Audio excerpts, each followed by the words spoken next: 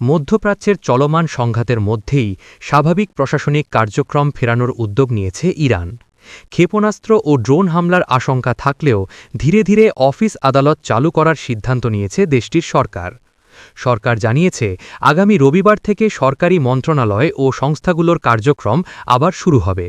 Tehran প্রদেশে প্রথম ধাপে প্রায় ২০% সরকারি কর্মকর্তা কর্মচারী অফিসে গিয়ে দায়িত্ব পালন করবেন। আল জাজিরার প্রতিবেদনে বলা হয়েছে, রবিবার থেকে পুরুষ কর্মীরা অফিসে উপস্থিত থাকবেন, তবে নারী কর্মীরা ঘরে বসেই কাজ করবেন। কিছু ব্যাংকের কার্যক্রমও চালু থাকবে। ইরানে গত ২৮ ফেব্রুয়ারি হামলা শুরু করে ইসরায়েল যুক্তরাষ্ট্র। এরপর ইরানও পাল্টা হামলা শুরু করে। সংঘাতের কারণে প্রশাসনিক কার্যক্রমে বড় ধরনের প্রভাব পড়ে। পরিস্থিতি সামাল দিতে এখন ধীরে ধীরে সরকারি কাজ চালু করার উদ্যোগ নেওয়া হয়েছে। যুদ্ধ শুরুর পরও কিছু জরুরি সেবা চালু ছিল। মরদেহ দাফনের সঙ্গে সংশ্লিষ্ট কর্মী, মিউনিসিপ্যালিটি, মেডিকেল সেন্টার, সামরিক বাহিনী, আইন শৃঙ্খলা রক্ষাকারী বাহিনী, নিরাপত্তা বাহিনীর কার্যক্রম চলছিল। সরকার জানিয়েছে, এসব কার্যক্রম আগের মতোই চলবে।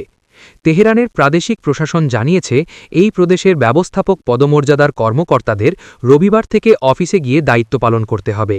এর পাশাপাশি যুদ্ধ পরিস্থিতির মধ্যেই মধ্যপ্রাচ্য থেকে কিছু আন্তর্জাতিক ফ্লাইট চালু হতে শুরু করেছে। ঝুঁকি পুরোপুরি না কাটলেও কয়েকটি এয়ারলাইন্স সীমিত আকারে কার্যক্রম শুরু করেছে। এমিরেটস এয়ারলাইন্স গত বৃহস্পতিবার থেকে আবার ফ্লাইট পরিচালনা শুরু করেছে। সংস্থাটির এক মুখপাত্র রয়টার্সকে জানিয়েছেন, ওই দিন দুবাই থেকে প্রায় ৩০,০০০ যাত্রীকে বিভিন্ন গন্তব্যে পৌঁছে দেওয়া হয়েছে। তিনি আরও বলেন, আগামী কয়েকদিনের মধ্যে তারা পুরোপুরি কার্যক্রম চালুর চেষ্টা করছে। একই ধরনের ঘোষণা দিয়েছে ইতিহাদ এয়ারলাইন্সও। এছাড়া ভারতের airlines air India, Indigo flight চালুর পরিকল্পনার কথা জানিয়েছে। তবে রয়টার্স জানিয়েছে, ক্ষেপণাস্ত্র ও ড্রোন হামলার ঝুঁকি থাকায় অনেক দেশ এখনও তাদের আকাশসীমা বন্ধ রেখেছে।